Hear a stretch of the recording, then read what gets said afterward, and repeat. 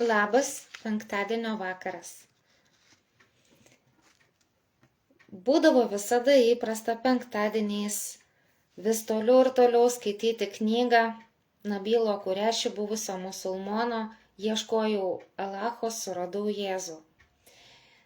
Sulig naujųjų metų prasidėjimu, prieš prasidedant naujiesiams metams, mes tą knygą jau ir perskaitėm, kaip ten buvo, kad Nabilas surado Jėzų. Tai buvo 45 knygos skaitimas, paskutiniesis.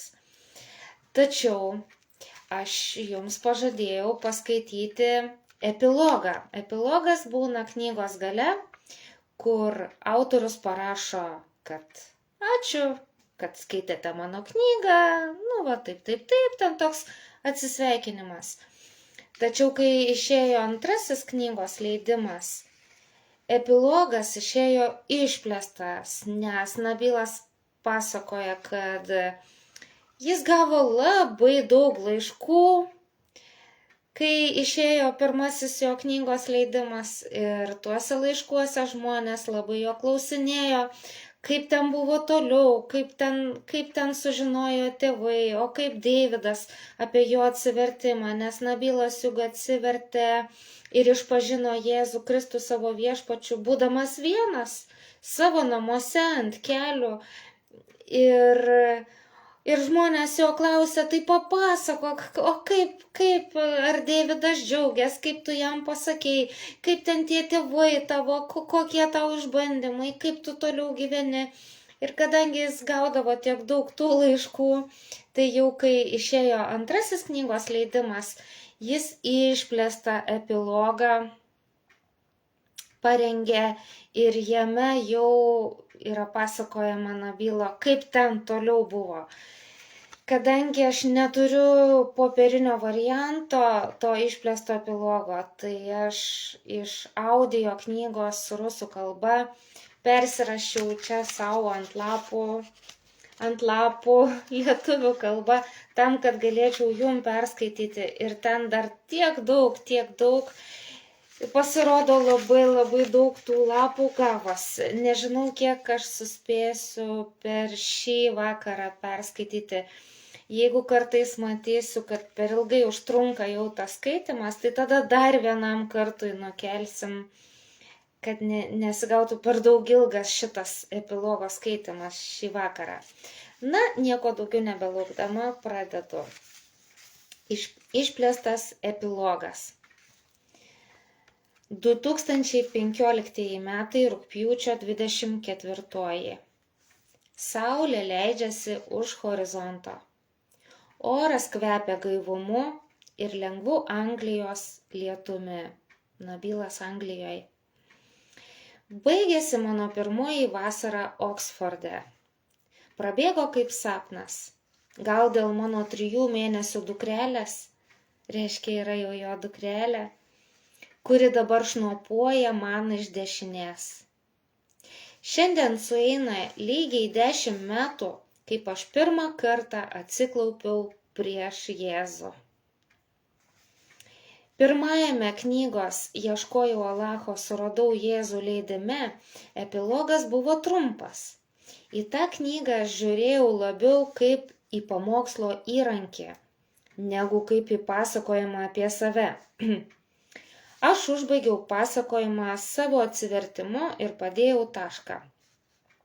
Bet daugelis skaitytojų sakė, kad epilogas buvo labai jau trumpas ir uždavinėjo klausimus apie tai, kas nutiko su mano šeima po to, kaip aš pradėjau savo tarnavimą ir netgi kaip aš susipažinau su savo žmona. Buvau pamalonintas dėl to, kad žmonės nori apie mane sužinoti daugiau. Ir tiesą sakant, buvau nustebęs, kad kažkam tai įdomu. Tikiuosi, kad tame, ką aš papasakosiu toliau, jūs rasite kai ką vertingo ir naudingo savo. Kaip aš papasakojau Deividui apie savo atsivertimą? Aš pripažinau Jėzų savo viešpačiu ankstų trečiadienio rytą, bet niekam apie tai nepasakojau iki sekmadienio. Sekmadienį paklausiau Deivido, ar galiu su juo ir su Mari. Mari tai Deivido žmona. Deividas jau buvo vedęs, jo žmona buvo Mari. Taigi Nabilas sako, aš paklausiau sekmadienį Deivido, ar galiu su juo ir su Mari kartu eiti į bažnyčią. Deividas nenustebo. Aš jau ėjau su juo į bažnyčią praeitą savaitę sekmadienį. Ir visą tą rytą jis laidė man šmaikščius juokelius, spėliodamas, kadagi aš tapsiu krikščionimi. Turint omeny, kaip aš elgiausi, negaliu jo kaltinti. Aną kartą gavosi tokia įdomi situacija, reiškia savaitę prieš Nabilo atsivertimą. Deividas ir Mari bažnyčioje vedė Biblijos studijavimo užsiėmimus paaugliams. Jie tą dieną nagrinėjo kalno pamokslą. Aš mielai prisijungiau, nes tuo metu kaip tik buvau paniręs į tuos Mato Evangelijos skyrius. Ten, kur Jėzus ant kalno pamokslauja, Mato Evangelija nuo 5 skyriaus ir toliau. Kai Deividas ir Mari baigė savo nagrinėjimo išdėstymą, mokiniai paaugliai ėmė uždavinėti klausimus. Staiga aš įsitraukiau į pokalbį. Aš jiems atsakydavau jų klausimus greičiau negu Deividas su Mari, nes jau jis buvo paniręs į Bibliją, jau jis tiesiog rado ten gyvybės vandenį. Atsakinėjau detaliai, išsamei, remdamasis tomis išnašomis ir komentarais Naujajame testamente, kuriuos pats nesenai nagrinėjau. Netgi nurodydavau apie tą patį kalbančias kitas eilutes Biblijoje. Atsimenu, po to Deividas man pasakė, Nabilai, tau tikrai jau laikas priimti Kristų. Tu ne šiaip elgiesi kaip krikščionis, tu jau mokai krikščionis Biblijos. Taigi, kai sekantį sekmadienį aš pasiprašiau kartu eiti į bažnyčią, Deividui tai nebuvo staigmena. Ten vietoje prie mūsų prisijungė Izaokas. Jis tapo krikščioniu prieš kelis mėnesius ir dabar jis bažnyčioje būdavo dieną naktį. Tai prašo, Nabilas. Man buvo labai keista pirmą kartą įeiti į bažnyčią jau kaip tikinčiajam. Aš nežinojau, kaip man pasakyti, kad aš jau priėmiau Kristų. Ir tai mane labai trikdė. Tai atrodė per daug svarbus dalykas, kad apie jį kalbėčiau paskubom. Bet ir kelti šurmulį aplinkui save nenorėjau. Kokiais žodžiais man taip pasakyti? Kad aš tapau krikščioniu? Tai skambėjo taip keistai ir nevykusiai, kad aš tiesiog negalėjau to ištarti. Bet po susirinkimo bažnyčios pasitaikė puiki proga. Mes 4 su dar kai kuriais keliais bažnyčios žmonėmis, tai reiškia Nabilas, Izaokas, Deividas ir Mari, jo žmona, su dar kai kuriais keliais bažnyčios žmonėmis, nusprendėm nueiti papietauti į kiniečių restoraną, netoli Deivido namų. Prieš pradedant valgyti, Deividas paklausė, gal kas nors norėtų pasimelsti? Nagi krikščionis taip daro, prieš valgydami pasimeldžia. Ne visi taip daro, bet daro taip krikščionis. Aš mielai atsiliepiau, kad noriu pasimelsti. Štai kaip, ironiškai nusišypsojo Deividas. Susirinko krikščionių minia, o kai atėjo laikas melstis, tai neatsirado nieko kito apart musulmono, nes Deividas tebegalvojo, kad Nabilas vis dar musulmonas. Čia Mari sudavė Deividui į ranką. Visi likusieji nuleido galvas. Tiesą sakant, neprisimenu, kokiais žodžiais aš meldžiausi. Tik prisimenu, kad baigiau taip: vardan Tėvo, Sūnaus ir Šventosios Dvasios. Visi nustebę pakėlė galvas, o Deividas sušuko: seni, tu jau ir meldiesi kaip krikščionis, kadagi tu pagaliau tapsi krikščioniu?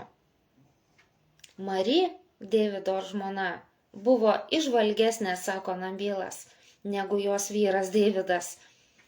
Jis sučiupo Deividui už rankos ir džiaugsmingai sušuko: Deividai, negi tu nesupratai, jis jau priėmė Jėzų. Deividas atsisuko į mane tokiu veidu, tarsi negalėdamas patikėti. Aš tylėdamas linktelėjau galvą, sako Nabilas. Čia jis neteko žado, Deividas. Kiti ten buvusieji džiaugiasi, apkabindami sveikino mane tame kiniečių restorane prie to stalo su maistu. O Deividas vis bandė parinkti žodžius, ką dabar jam pasakyti. Pagaliau sušuko: tu pagaliau tapai krikščioniu, o mes tai švenčiam kiniečių restoranėlyje. Būtum pasakęs anksčiau, aš tave būčiau pavaišinęs braziliškų steikų. Kaip apie tai sužinojo Ami ir Aba, jo mama ir tėtas. Visi mane sveikino ir džiaugiasi dėl manęs, o paskui pietavome ten, kiniečių restorane. Deividas paklausė, kada aš norėčiau krikštytis, nes tai labai aktualu, atsivertęs, ir kada krikštytis. Ir aš atsakiau, kad nors tuoj pat.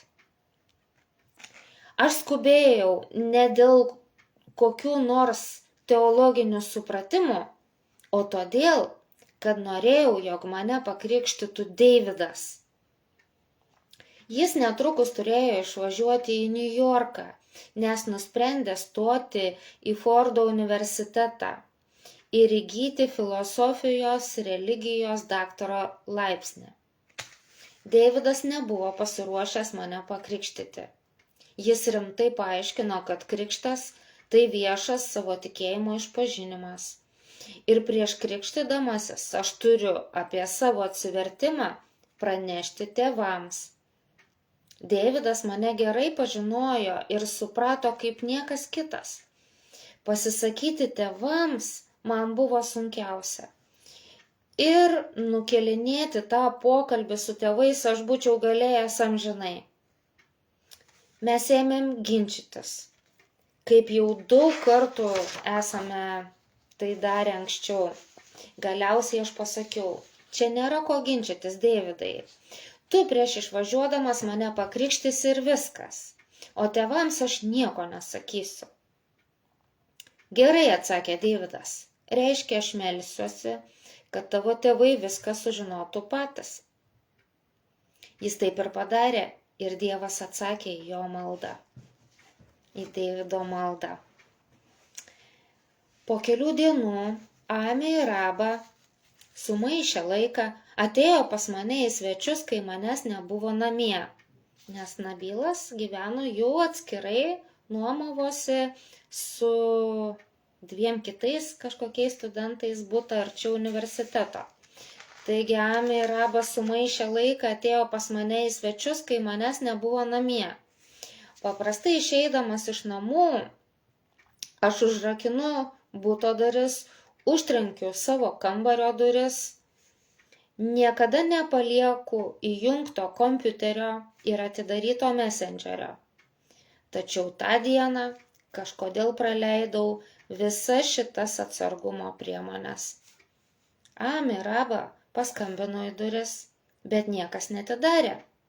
Pastebėję, kad duris neužrakintos, jie įėjo ir ėmė manęs ieškoti. Bet vietoj manęs jie rado įjungtą kompiuterį, atidarytą messengerį, kur eina žinutės, susirašinėjimo žinutės. O messengeryje žinutę rado nuo pažįstamo krikščionio, kuris sveikino mane su greitai vyksiančiu mano vandens krikštu. Grįžęs namo, aš radau Amę ir Abą savo kambaryje ir iš jų veidų supratau, kad jie jau viską žino. Mano patarimas iš musulmoniškų šeimų kilusiems naujatikiams krikščionims, sako Nabilas, turbūt labiausiai gailiuosi dėl to, kad tą naujieną mano tėvai sužinojo ne iš manęs. Jie to nenusipelnė. Aš privalėjau pasakyti jiems pats, veidu į veidą. Jeigu man būtų pasiūlyta ką nors pakeisti savo istorijoje, aš pakeiščiau tik tą dalį. Per 10 metų praėjusių nuo tos dienos, aš tarnaudamas pabuvojau visame pasaulyje ir visur sutikau šimtus musulmonų, palikusių islamą dėl Jėzaus. Kai įtikėjusieji iš musulmoniškų šeimų prašo mano patarimo, pirmas klausimas, kurį aš jiems užduodu, ar jie papasakojo apie savo apsisprendimą savo šeimai. Nenoriu, kad kas nors iš jų kartotų mano klaidą. Dabar aš suprantu, kad tai bendra problema.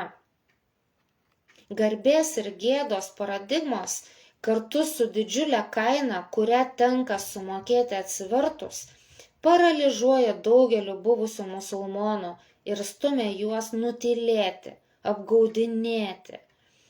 Aš netgi pažinojau emigrantą Amerikoje, kuris tapo krikščioniu prieš 20 metų, bet taip ir neprisipažino savo tėvams. Mano nuoširdus patarimas visiems tokiems naujiems tikėjimo broliams ir sesėms – vaikščioti šviesoje ir nieko neslėpti. Jėzus nori, kad mes eitumėm laisvai ir atvirai. Baimės, paslaptis ir apgaudinėjimai – velnio darbai.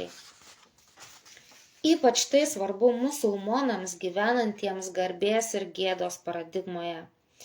Ypač linkusiems slėpti viską, kas sudėtinga ir nemalonu. Tik nugalėję baimę mes galime gyventi vyriškai, kaip tikri krikščionys. Taip, tai sunku ir netgi gali būti pavojinga, bet šiame kelyje mus pasitinka šventoji dvasia ir perkuria mus pagal atvaizdą Jėzaus, viešpaties, kentėjusio dėl mūsų. Mano patarimas netoks akivaizdus, kaip gali pasirodyti iš pirmo žvilgsnio. Pradėjęs tarnauti musulmonams, aš greitai aptikau, kad daugelis misionierių atsivertusiems buvusiems musulmonams patarė nieko apie tai nesakyti savo šeimos nariams. Jie mano, kad svarbiau yra išsaugoti santykius, negu atvirai skelbti Jėzų viešpačiu Dievu. Dažniausiai tokie pamokslininkai pamokslauja musulmonams gerąją žinią, praleisdami mokymą apie tai, kad Jėzus yra Dievas. Tai labai išplitusi praktika tarp misionierių, vadinama insiderių judėjimas. Insiderių kažkokių vidinių judėjimas, vidaus judėjimas, nežinau kaip čia. Aš labai myliu brolius ir sesės, kurie savo gyvenimus pašvenčia tam, kad prisibelstų į musulmonų širdis. Tačiau šitoks metodas, toks melagingas, kad negaliu jo pavadinti niekaip kitaip, kaip tik piktžodžiavimu, bogохульства. Kad nutylima, kad Jėzus yra Dievas. Nutylima. Sako, tas metodas toks melagingas, jeigu nutylima toks dalykas, kad tai tiesiog piktžodžiavimas, bogохульства. Evangelija, kurioje nėra skelbiama, jog Jėzus yra Dievas, tai visiškai ne Evangelija, sako Nabilas. Geroji naujiena yra tai, kad pats Dievas taip pamilo mus, kad atėjo į pasaulį ir kentėjo dėl mūsų. Nes kadangi žmogus niekaip negalėtų pats savęs išgelbėti, jį išgelbėja Dievas.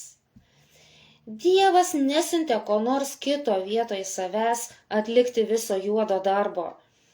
Jis pats atėjo mus išgelbėti.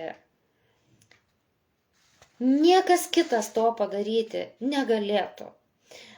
Tame yra gerosios žinios grožis. Gerosios žinios tai Evangelijos. Ji visa apie Dievą ir apie tai, ką Jis padarė dėl mūsų, iš meilės mums. Be Jėzaus dieviškumo Evangelija praranda prasmę. Todėl patariu ir misionieriams, besidarbuojantiems musulmonų bendruomenėse, patiems nesenai buvusiems musulmonams, nedvejojant, priimti Jėzaus mokymą, sekti juo.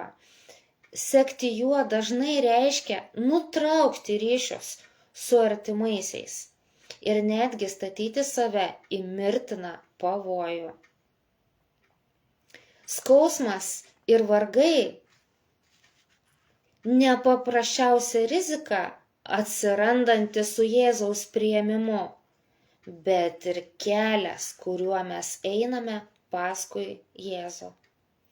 Jeigu patį Jėzų atstūmė jo artimieji, jeigu jis nebėgo nuo mirties bausmės, tai kodėl mes, jo pasekėjai, nenorime sekti jo pavyzdžiu?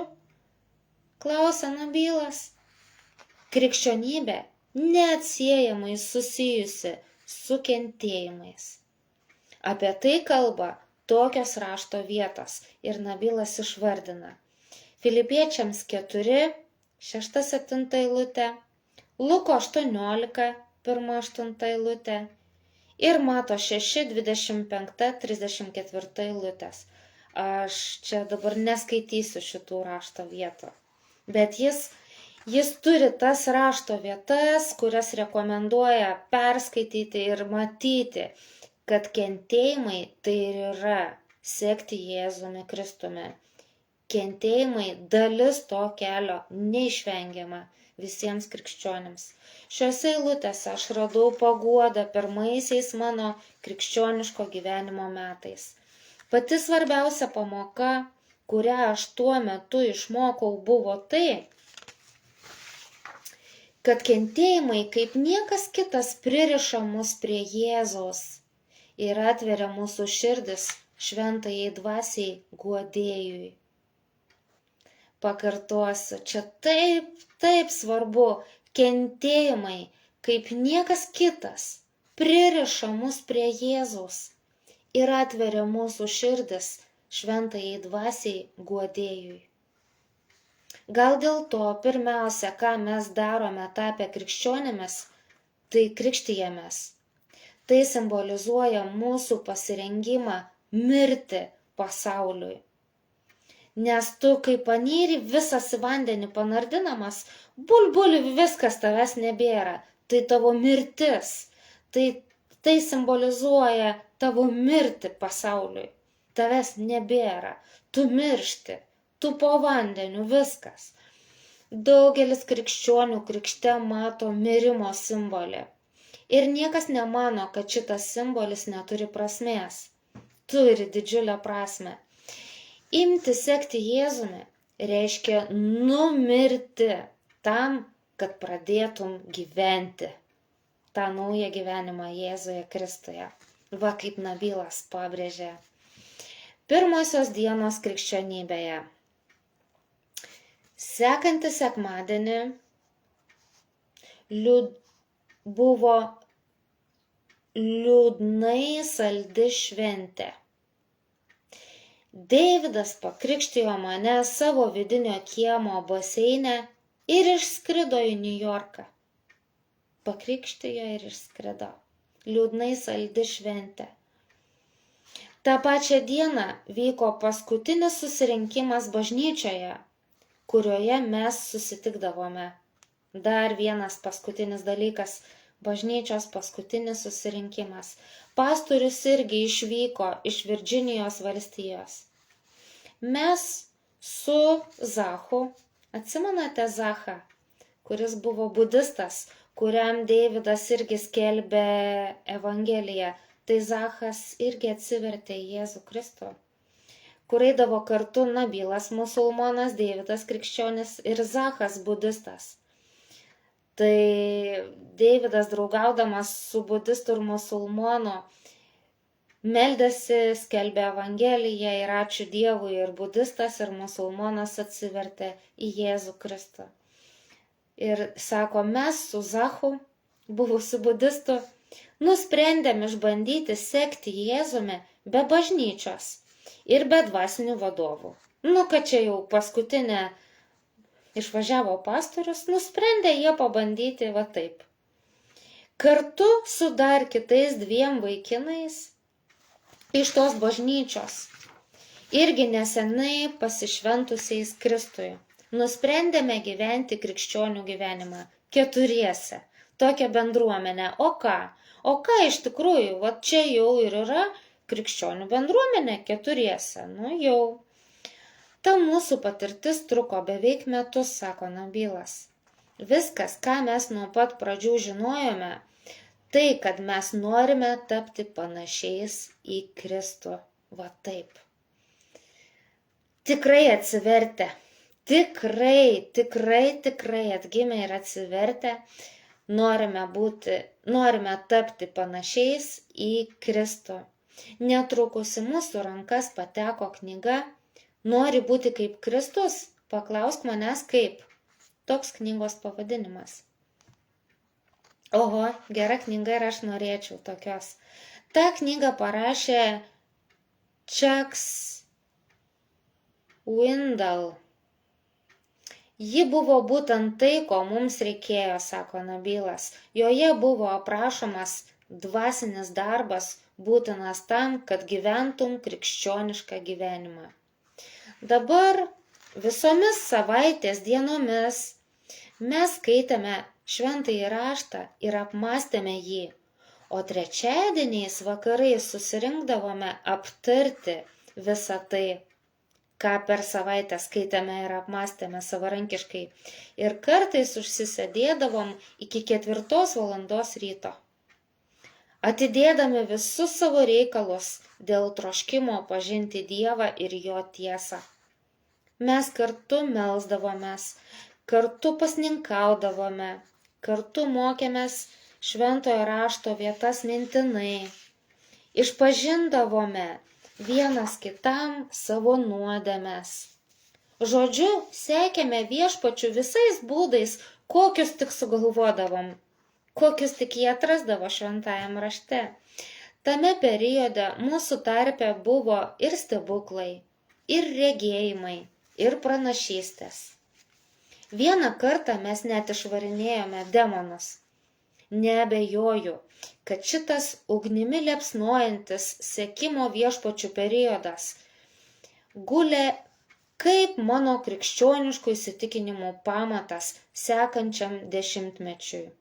Deja, maždaug po 7 mėnesių tas pirmasis auksinis mano krikščioniškojo gyvenimo periodas baigėsi. Mes prisijungėme prie bažnyčios ir pamažu nustojome susitikinėti, kaip anksčiau 4. Perskaitęs visą Bibliją, aš ėmiau mažiau dėmesio skirti šventajam raštui, daugiau studijoms universitete. Antgamtiniai pasireiškimai mano gyvenime irgi beveik pasibaigė. Va taip, viskas čia pat. Viskas čia pat, priklausomai nuo to, kokį gyvenimo būdą tu gyveni, tai priklausomai nuo to ir arba bus tas antgamtiškumas tavo gyvenime, arba jo nebus. Arba bus ta liepsnojanti ugnis, arba jos nebus. Ir kol jie 4 rinkdavosi, kol jie norėjo būti kaip Jėzus ir kartu viską aptarti ir pasninkauti ir kartu melstis, O tol turėjo antgamtiškumą, prisijungė prie bažnyčios, atsipalaidavo ir nebesusitikinėjo keturiese, reiškia išdūko, tas koncentratas išdūko. Aš vėl panirau į pasaulį, sako Nabilas. O mano tėvai, atsigavę po pirminio šoko, labai aiškiai davė man suprasti du dalykus. Jie jaučiasi giliai išduoti, bet vis tiek, kaip ir anksčiau, mane myli. Didžiąja dalimi jie mane laikė nekalta auka ir kaltino Deividą dėl to, kad jis praplovė man smegenis, taip galvoja Nabilo tėvai. Deividas jų akise tapo blogio įsikūnijimu, nors aš įtikinėjau, kad pasirinkau Jėzų pats.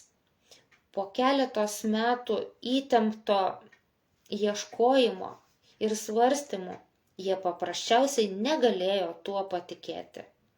Mane, kad aš praradau nuovoką ir esu kontroliuojamas Deivido. Keletą mėnesių kunkuliavo emocijos, skambėjo aštrus žodžiai, vyko karšti ginčai, bet ta Miraba manęs neišsižadėjo. Čia tas atvejis, kai musulmono šeima jo neišsižada.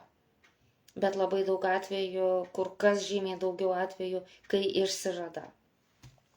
Iš vienos pusės aš buvau laimingas, kad likau šeimos dalimi, bet iš kitos pusės buvo sunku kęsti pastoves emocijų audras, nuolatinius priekaištus ir ašaras, mamos ašaras. Beveik 2 metus ji imdavo verkti kiekvieną kartą, kai pamatydavo mane. Ir dažnai tuo pačiu prakeikinėjo krikščionybę, sugriovusią mūsų šeimą. Tikrai labai sunku šitaip kęsti.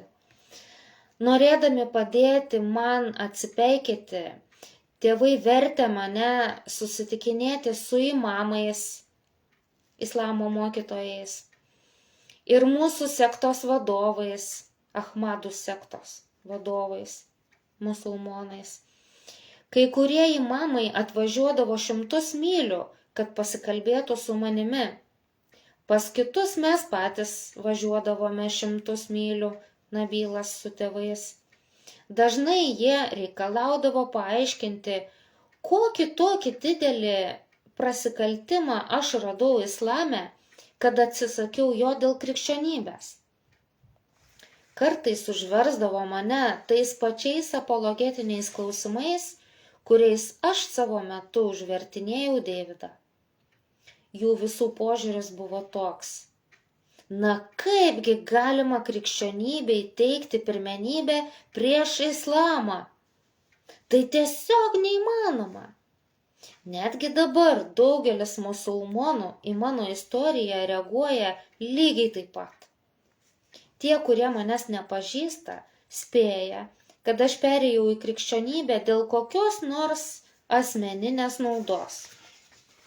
Kartą vienas taksistas su stipriu egiptietišku akcentu man pasakė, to negali būti, tave nupirko, kiek jie tau sumokėjo, kad pereitum iš islamo į krikščionybę. Kitoje spektro pusėje daugelis krikščionių, kurie nekartą klausė manęs, kodėl musulmonai nemato krikščionybės išvadų jėgos ir nemeta islamo. Man tenka jiems priminti, kad daugelis musulmonų pasaulį mato taip, kad jiems tai paprasčiausiai neįmanoma pamatyti. Jų pasaulėžiūros pagrindas toks. Islamas – absoliuti tiesa, krikščionybė – akivaizdus melas. Ir viskas, ką jie mato ir girdi, perleidžiama pro tą filtrą. Skirtumas tarp islamiško ir krikščioniško požiūrio į pasaulį milžiniškas. Persijungimui iš vieno režimo į kitą reikia titaniškų jėgų, reiškia labai didelių jėgų. 1-2 pokalbiais to nepasieksi. Todėl imamai tiesiog negalėjo patikėti mano atsakymais, o tarpais net nesuprato, apie ką aš kalbu. Ami ir Aba irgi manęs nesuprato. Matydami, kad aš ginčijuosi su imamais ir jiems prieštarauju, jie tai laikė neįsivaizduojamu akiplėšiškumu. Netgi svarstė, ar aš neišprotėjau. Ami pradėjo siųsti mane pas psichiatrą, tvirtindama, kad man turėtų būti kažkas negerai su galva. Psichiatra jį iš anksto perspėjo, kad aš teigiu galintis kalbėtis su Dievu ir kad jis man kartais atsako. Vis dėlto, nepaisant Ami ir Aba prieštaravimų, psichiatras nerado manyje jokių psichikos sutrikimų. O vietoj mano gydymo parekomendavo šeimos konsultavimą. Ami ir Aba liko nusivylę ir nusprendė, kad vakarų psichiatrija labai žemo lygio. Bet šio klausimo daugiau nebekėlė. Manau, kad šį vakarą čia reikia jau ir sustoti. Ir dar tą likusią lapų dalį reikės kitą penktadienį pabaigti, nes čia Nabilas dar nepapasakojo, nei kaip ta dukrytė atsirado, nei kaip ten ta žmona, nei kaip ten toliau dar buvo. Dar tikrai yra, kad nesigautų šį kartą per ilgai, nukelkim kitam penktadienio vakarui. O dabar atsisveikinu su jumis, būkite palaiminti, gero savaitgalio, su Dievu.